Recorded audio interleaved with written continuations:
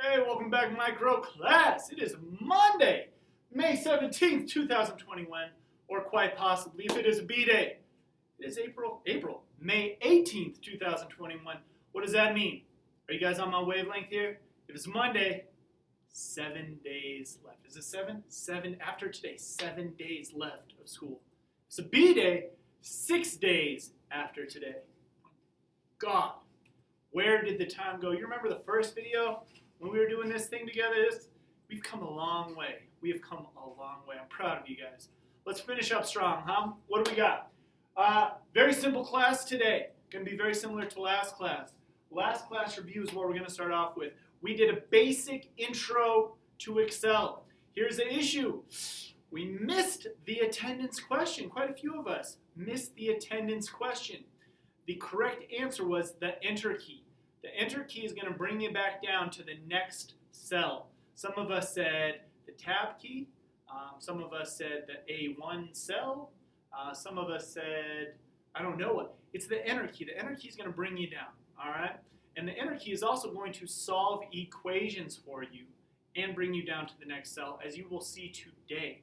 Now, I guess I should say the Tab key wasn't technically wrong. If you are in a specific grid and you have different rows, once you get to the end, if you're tabbing over, and you hit tab, it will bring you back down. So that's kind of right. Partial credit there.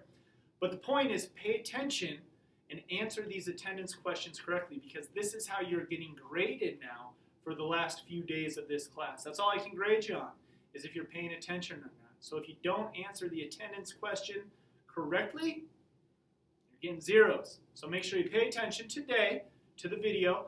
We are going to take a look at those calculations that he kind of talked about last time, but that I talked about in the beginning that really do the math for you. And that's why Excel is so cool. Last video was just basics, how to input information.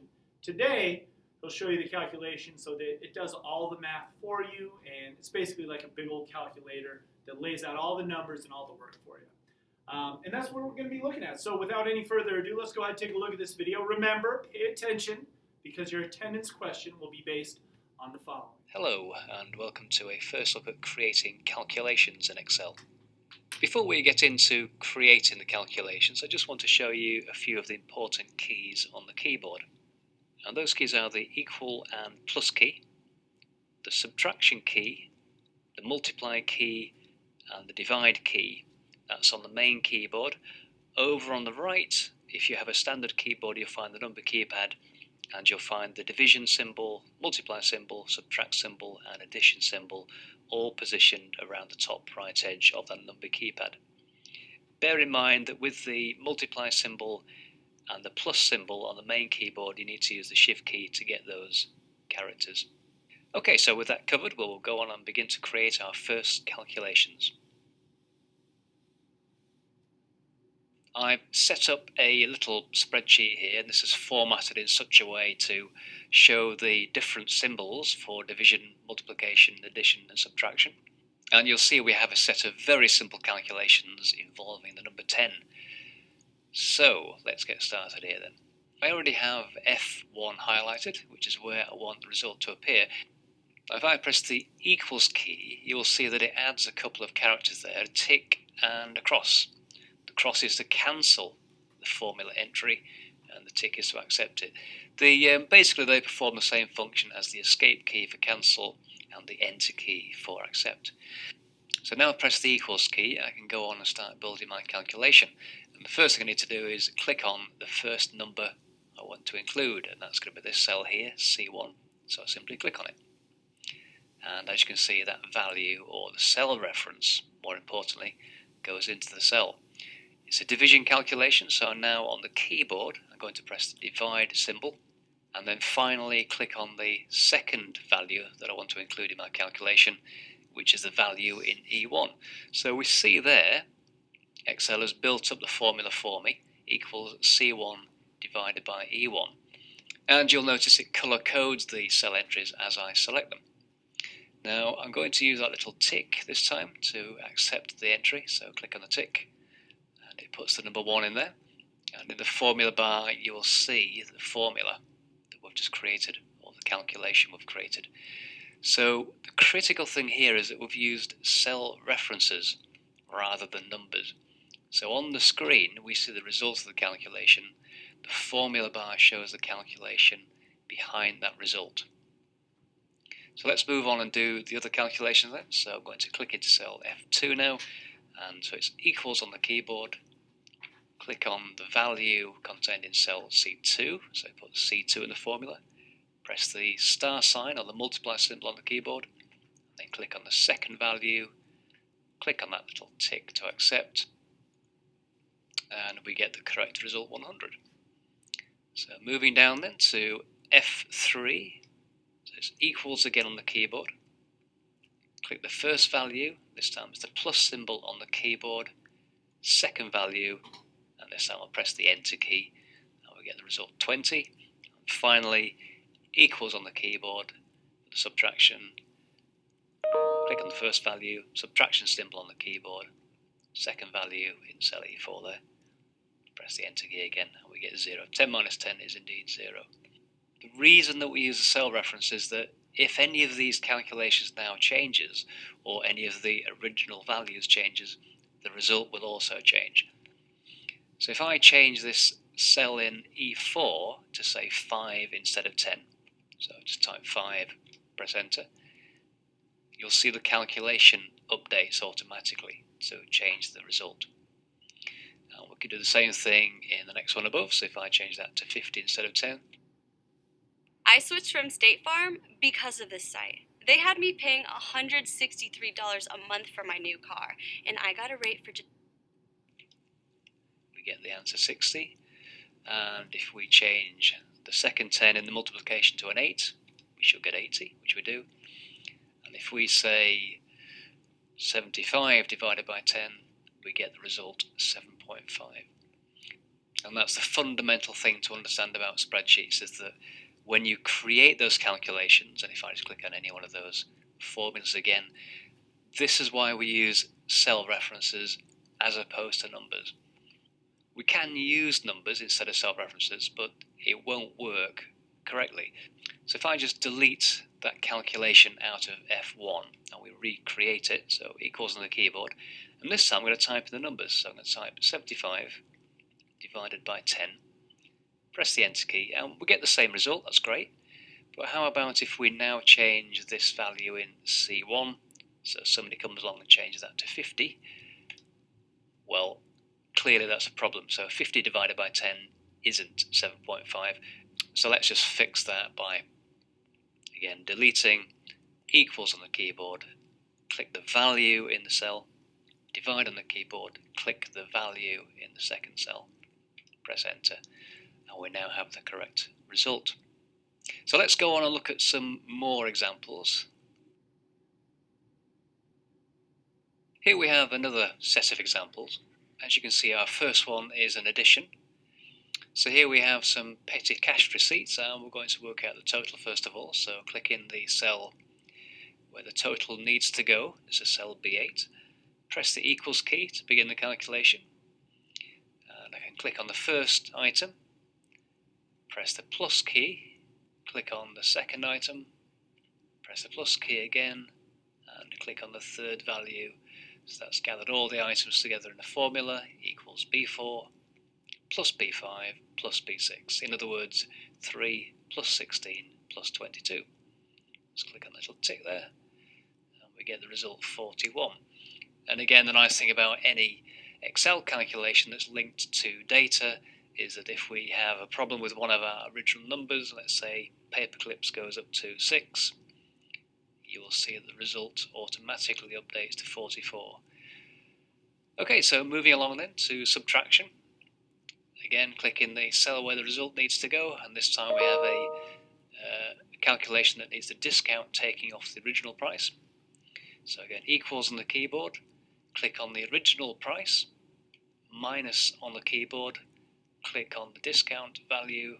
This time I'll just press the enter key, and you can see the result there. If I just move back to the cell, remember you can always check in the formula bar to see the actual calculation behind the result. So moving along to the multiplication example, you're probably getting the hang of it by now. So equals to begin. click on the quantity in this case, press the multiply key on the keyboard, star sign, click on the price per unit, and then again just press the enter key. Now we get 391.6 as the result. Come along to the final example, and this is a division calculation. So again, click the cell we want the result to appear in, equals on the keyboard, click on the prize money value in this case, divide on the keyboard, / key, click on the number of lottery winners in this case, 8, press the enter key, and we see that each person will be receiving 625 whatever's, dollars, pounds, it doesn't really matter.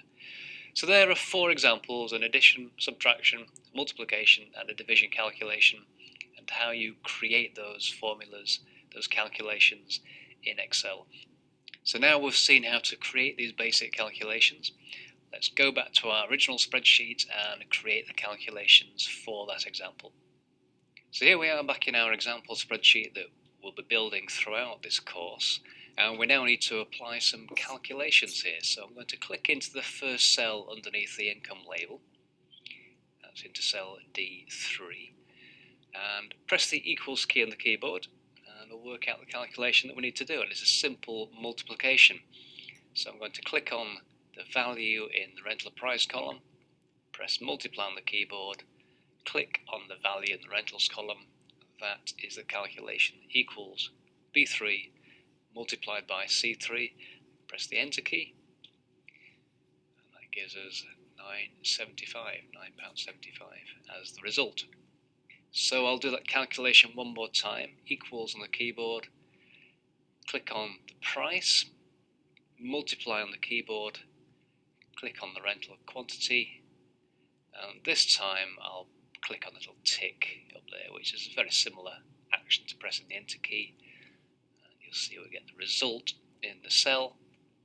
And again, remembering the formula bar, you will see the actual calculation behind the result. And again, notice that we're using cell references in the calculation, not the numbers. And the reason for that, as you now know, is that if any of those numbers update, if we need to change the rental price or the quantity updates, the calculation result will automatically update as well. So I can illustrate that fairly simply. If I simply change the rental value for Ben here from 9 to 10, you'll see the income update to 25 from 22.5. Now, creating these calculations one by one is a bit tedious, especially if you have a long list of calculations to create. But what I'm going to do here is select both of these calculations, actually. Click and drag down and press delete, and then come back to the cell for the first calculation. And what I'm going to do here is show you how, in actuality, you would create your list of calculations. One thing to bear in mind for Excel is that in virtually all circumstances, you only ever need to create one calculation, and then you can copy that down or copy that across to fill in the remaining cells. So for instance here, I have to fill in calculations for cells from D3 down to D9, but I only need to create a calculation in cell D3, and we'll show you that right now.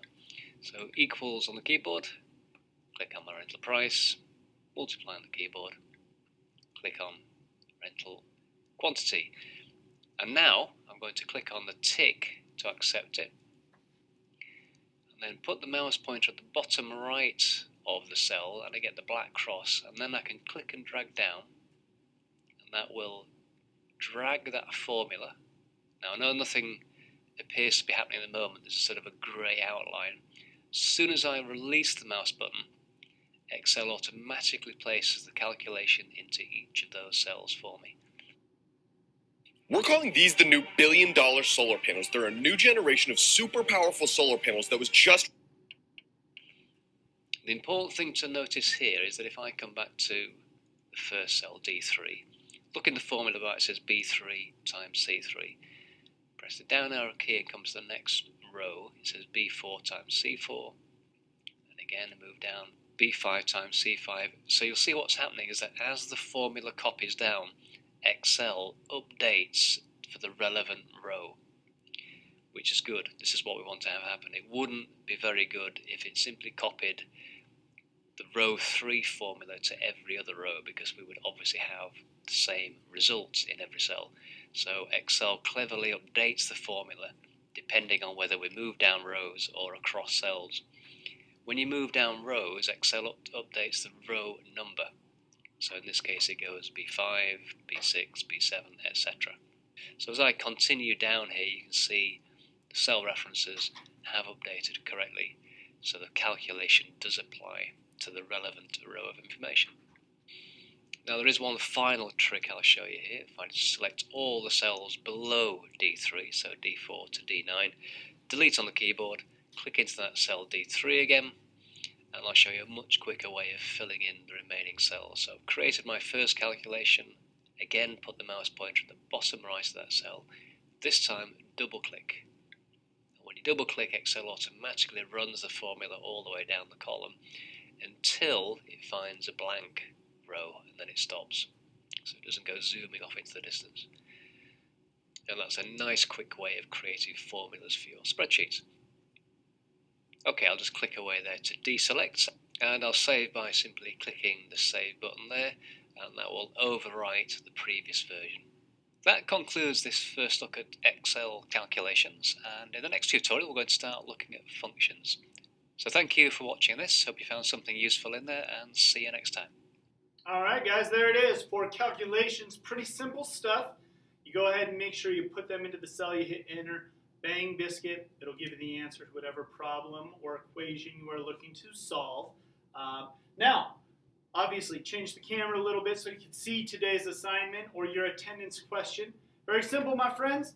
What keys do you use for the following equations? There are 3. I want you to number them in your email. Number 1 is subtraction.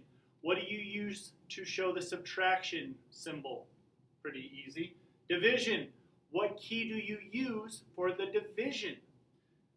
Multiplication is number 3. Which key do you use to make a multiplication problem? Very simple. So, quick example. If I asked you, if number 1 was, which one do you use for addition? You would say, 1. Addition